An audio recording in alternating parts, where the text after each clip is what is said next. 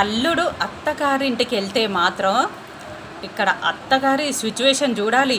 వేడి నీళ్ళు మసిలినట్టు మరిగిపోతారండి. అక్కడ అల్లుడిని ఏం మారుస్తారో, ఏం చేతబడి చేస్తారో, నా కొడుకుని ఏం మార్చుతారో అని తెగ ఫీల్ అయిపోతుంటారండి. లేనిపోని చెప్పి నా కొడుకుని ఎక్కడ చెడగొడతారో అని వాళ్ళ మనసున పట్టదండి బాబు. అక్కడ మీకన్నా ఎక్కువగా అల్లుడు వచ్చాడని ప్రేమగా చూసుకుంటారండి అత్త మామలు. ఏం చెప్తారండి, ఎంత ప్రేమగా చూసుకుంటారు అత్త మామ. కానీ ఏం మార్చుతారండి?